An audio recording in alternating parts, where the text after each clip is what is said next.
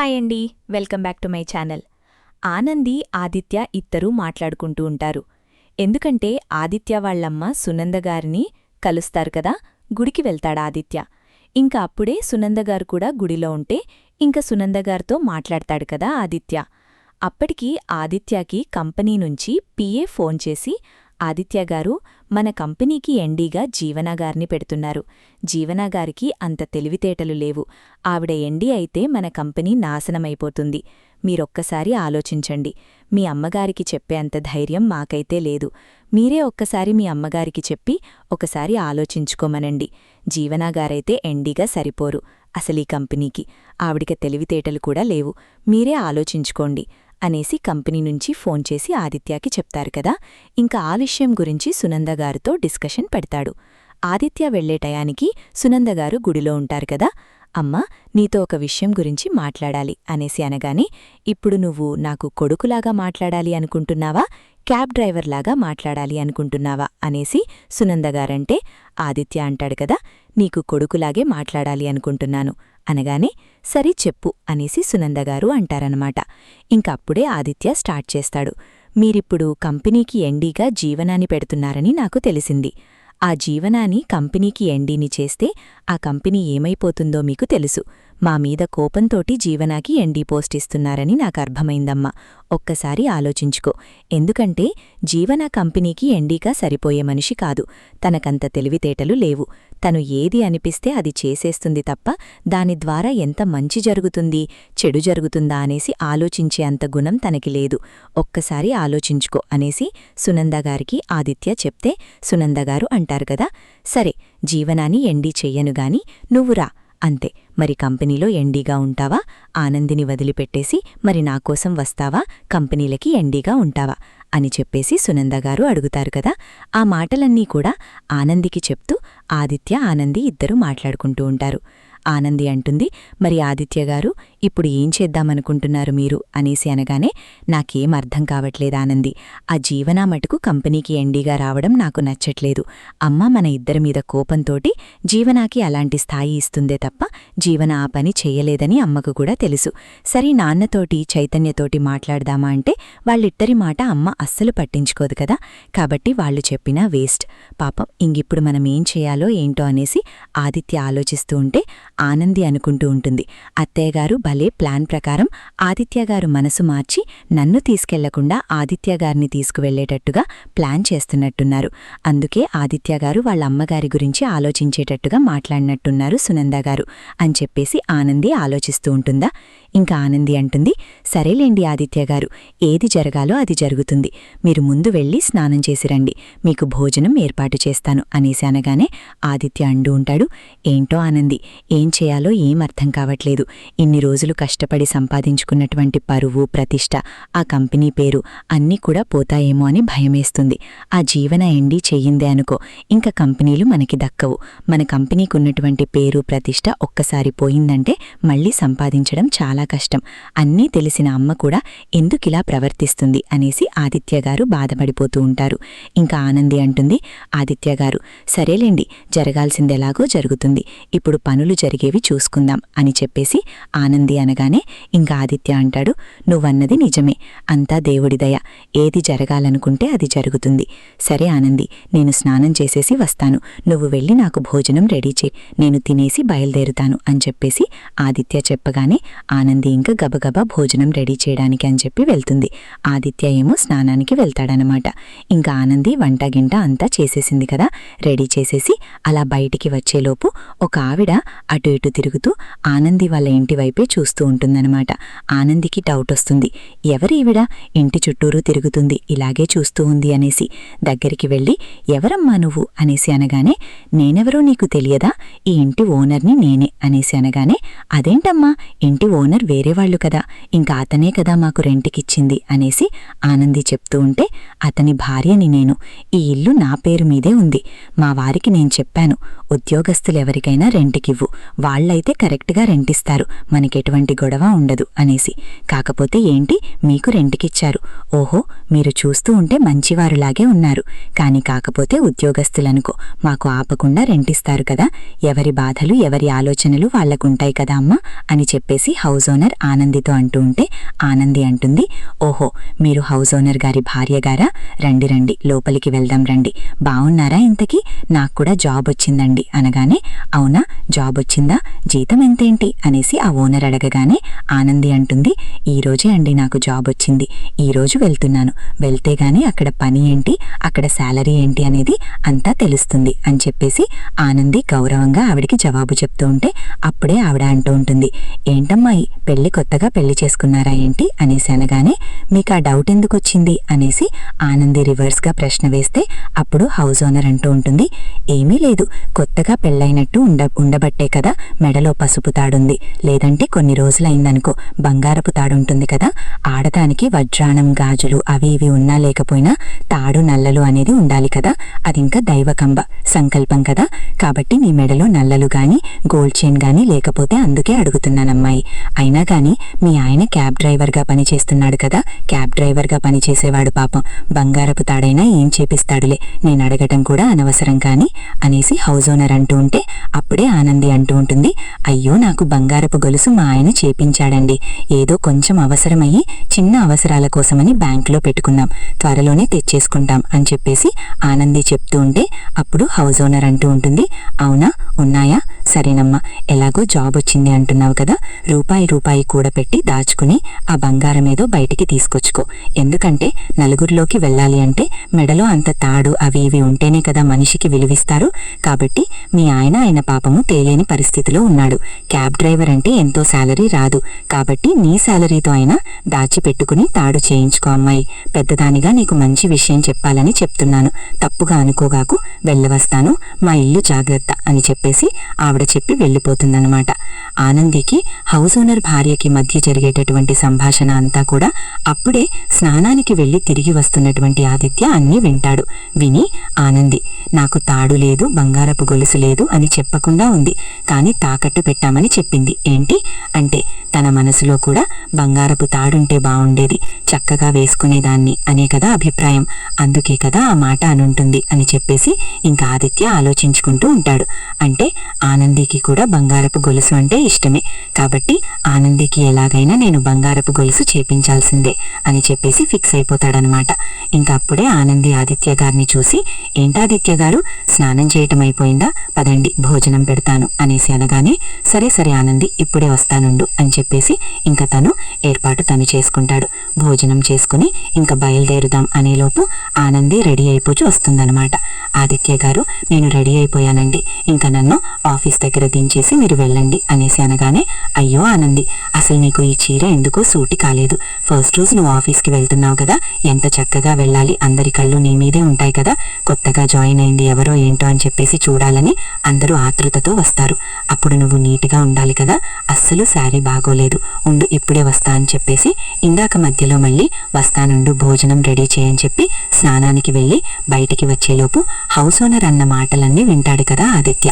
ఆ దెబ్బకి వెంటనే బజార్ వెళ్ళిపోతాడు కదా.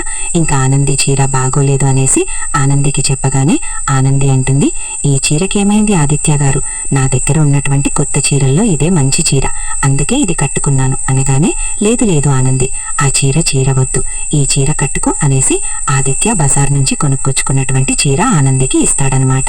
ఆనంది వెంటనే, ఆదిత్య గారు నా కోసం చీర తెచ్చిండ్రా మీరు, బజార్ ఎప్పుడు పోయిండ్రు, చీర ఎప్పుడు తెచ్చిండ్రు, అయినా ఇంత డబ్బులు అనవసరంగా ఖర్చెందుకండి, ఇప్పుడు మనం ఉన్నదాని పరిస్థితిలో మనం ఎంత జాగ్రత్తగా ఉంటే అంత మంచిది కదా అనేసి ఆనంది అంటుంది.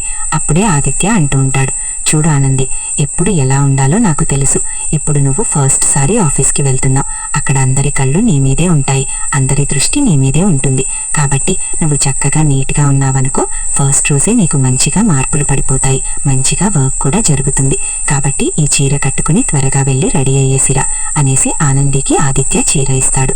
ఆనంది ఇంకా సారీ కట్టుకుని ఒకే 10 నిమిషాల్లో చక్కగా రెడీ అయి బయటకు వచ్చేస్తుంది. ఆ సారీలో ఆనందిని చూసినటువంటి ఆదిత్యకి మైండ్ పోతుందన్నమాట. ఆనంది ఈ చీర నీకు ఎంత సూటిగా ఉందో తెలుసా, ఎంత బాగా సెట్ అయిందో తెలుసా, ఈ చీర నీకోసమే తయారు చేసినట్టుగా అనిపిస్తుంది, ఈ చీరలో నువ్వు భలే అందంగా ఉన్నావానంది అనేసి ఆదిత్య గారు చెప్తూ ఉంటారు. అలాగే ఒక బంగారపు చైన్ కూడా తీసుకుని వస్తారనమాట. ఆనందికి ఆ చైన్ ఇస్తాడు. ఆనంది బిత్తరపోతుంది. అదేంటి, అసలు ఆదిత్య గారి దగ్గర డబ్బులే లేవు కదా, మరి ఎందుకు ఇలా నా కోసం చైన్ తీసుకుని వచ్చారు అనేసి ఆనంది అనుకుంటూ ఉండేలోపే ఆదిత్య అంటూ ఉంటాడు, నీకోసం బంగారు చైన్ తీసుకుని వచ్చా, అది కాకుండా ఇందాక హౌస్ ఓనర్ గారి భార్య మాట్లాడుతూ ఉంటే నాకు నిజమే కదా, అవును, ప్రతి ఆడవాళ్ల మెడలో పెళ్ళైన వాళ్ల మెడలో తాళిబొట్టు అనేది సహజం కదా, అది బంగారపు చైన్తో ఉండాలని అందరూ అనుకుంటారు. కుదరని వాళ్ళు పసుపు తాడుతోనే ఉంటారు. కాకపోతే చూసే వాళ్ళకి దేన్నైనా సరే మంచి చెడు అనేది ఆలోచిస్తూ ఉంటారు. కాబట్టి నీ మెడలో కూడా కొంచెం గోల్డ్ చైన్ ఉంటే బాగుంటుంది అని అనుకుని నేను మా కార్ డ్రైవర్ దగ్గర కొంచెం అప్పుగా డబ్బులు తీసుకున్నాను ఆనంది. నెలకు కొంచెం చప్పుడు జీతంలో చల్లేస్తాను, నీ కోరిక తీరినట్టు ఉంటుంది. నాకు కూడా నీ మెడలో ఆ తాడు చూస్తూ ఉంటే ఎంత సంతోషంగా ఉందో తెలుసా అనేసి ఆదిత్య తేగ సంబరపడిపోతాడు. ఆనంది అంటుంది, మీరే తెచ్చారు కదా, మీ చేతుల గుండానే నాకు మెడలో వేయండి ఆ చైను అని చెప్పేసి ఆదిత్య చేత ఆనంది ఆ తాడి కట్టించుకుంటుందన్నమాట. ఇంకా ఆ బంగారపు చైన్ కూడా వేపించేసుకుంటుంది. కీ లక్షల డబ్బులు నేనెలా ఇవ్వాలి? ఇవ్వకపోతే ఇంటికి వచ్చి మరి నేనే జీవనాన్ని కాదు అని చెప్పేస్తాను అంటున్నాడు. ఇప్పుడు నేనేం చెయ్యాలి అని చెప్పేసి టెన్షన్ పడిపోతూ ఉంటుంది. అప్పుడే తాండవం ఫోన్ చేసేస్తాడన్మాట. నేను చెప్పిన అడ్రస్కి తాత లక్షల డబ్బులు తీసుకొని మర్యాదగా వస్తారు, లేదు అంటే నేను నేరుగా జడ్జిగారింటికి వెళ్ళి నిజాలన్నీ చెప్పేస్తా. నేనంత మంచివాడిని కాదు, ఎవరి గురించి ఆలోచించేవాడిని కూడా కాదు. కాబట్టి నేనడిగిన అమౌంట్ అంతా కూడా నాకిచ్చేస్తే మీ పనులన్నీ చక్కగా జరుగుతాయి, ఇంక ఎటువంటి గొడవ ఉండదు అని చెప్పేసి తాండవం అని చెప్పేసి ఫోన్ పెట్టేస్తాడు. అడ్రస్సు ప్లేసు అంతా కూడా నేను పంపిస్తాను, ఆ ప్లేస్కి రండి.